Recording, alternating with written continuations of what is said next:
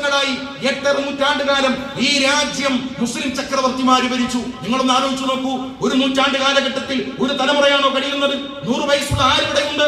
ഇവിടെയുള്ള ആളുകൾ 60 വയസ്സുള്ളവരാണ്, 70 വയസ്സുള്ളവരാണ്. 70ന്റെയും 60ന്റെയും ഇടയിൽ ഭൂരിപക്ഷം ആളുകളും മരണപ്പെട്ടു പോകുന്നു. 80-ലെത്തുന്നവർ എത്ര പേരുണ്ടാകും? 90-നെ പ്രാപിക്കുന്നവർ എത്ര പേരുണ്ടാകും?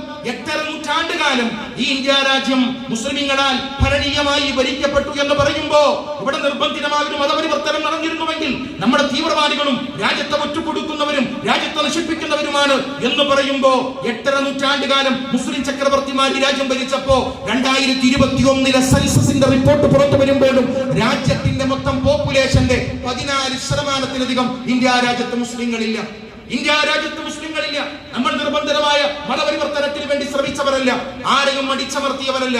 എന്തിനേറെ പറയുന്നു, ഈ രാജ്യത്തിലെ വികസനത്തിൽ അഥവാ കഴിഞ്ഞ കാലഘട്ടത്തിലെ സ്വാതന്ത്ര്യപൂർവ്വ ഭാരതത്തിന്റെ നിർമ്മിതിയിൽ മുസ്ലിമിന്റെ പങ്കെന്താണ്? ഞാൻ പറയണ്ട, ശശി തരൂർ പറയട്ടെ.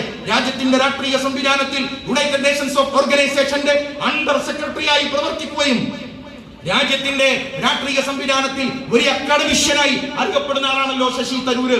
അദ്ദേഹം പോയ വർഷം ബ്രിട്ടനെ സന്ദർശിച്ചു. ബ്രിട്ടനാണല്ലോ നമ്മുടെ രാജ്യത്തെ അടക്കി ഭരിച്ചത്. ബ്രിട്ടനിന്റെ പാർലമെന്റിൽ അവിടെ ഒരുമിച്ച് കൂടിയിരിക്കുന്ന 100 കണക്കിന് വരുന്ന ബ്രിട്ടനിന്റെ പ്രതിനിധികൾ, എംപിമാർ, അവിടുത്തെ പ്രധാനപ്പെട്ട ഭരണസിരാ കേന്ദ്രങ്ങളെ നയിച്ചുകൊണ്ടിരിക്കുന്ന ആളുകൾ എല്ലാവരെയും അഡ്രസ് ചെയ്തുകൊണ്ട് സംസാരിക്കാൻ ശശി തരൂരിന് അവസരമുണ്ടായി. അപ്പോൾ അദ്ദേഹം പറഞ്ഞ വാക്കെന്താണെന്ന് അറിയുമോ? നമ്മൾ മറക്കരുത്, നമ്മൾ അണ്ടർലൈൻ ചെയ്യണം. അദ്ദേഹം പറയുകയാണ്, മുഗൾ ചക്രവർത്തിമാർ ഈ രാജ്യം ഭരിക്കുമ്പോ ബഹാദൂർ ഷാ സെക്കൻഡിൽ നിന്നും ബ്രിട്ടീഷ് രാജ്ഞി രാജ്യത്തിന്റെ ഭരണ സംവിധാനം കയ്യാമം വെച്ച് ഏറ്റെടുക്കുമ്പോ ഞങ്ങളുടെ രാജ്യം നിങ്ങളുടെ കൈകളാൽ പാരതന്ത്ര്യത്തിലേക്ക് വലിച്ചെടുക്കപ്പെടുന്ന സന്ദർഭത്തിൽ ലോകത്തിന്റെ, രാജ്യത്തിന്റെ അല്ല, ലോകത്തിന്റെ വേൾഡ് അടിസ്ഥാനത്തിൽ, ലോകാടിസ്ഥാനത്തിൽ വിപണന മൂല്യങ്ങളുടെ, വ്യാവസായിക പ്രവർത്തനങ്ങളുടെ, സാമ്പത്തിക കൈകാര്യത്തിന്റെ, വ്യവഹാരത്തിന്റെ 25% അഥവാ 4 കൈകാര്യം ചെയ്തുകൊണ്ടിരുന്ന രാജ്യം മഹത്തായ ഇന്ത്യ രാജ്യമായിരുന്നു.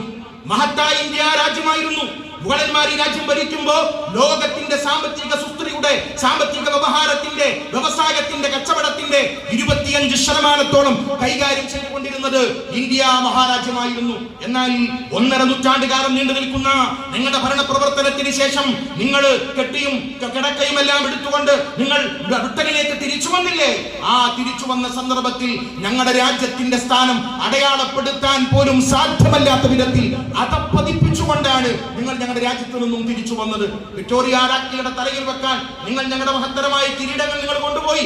ഗാന്ധിജിയുടെ കണ്ണട പോലും നിങ്ങൾ മോഷ്ടിച്ചെടുത്ത് കൊണ്ടുപോയി. അതുകൊണ്ട് രാജ്യത്തിന് അഥവാ ഇന്ത്യ രാജ്യത്തിന് നിങ്ങൾ നഷ്ടം നൽകണമെന്ന് ബ്രിട്ടീഷ് പാർലമെന്റിന്റെ മുമ്പിൽ ബഹുമാനപ്പെട്ട ശശി തരൂർ പ്രസംഗിച്ചു.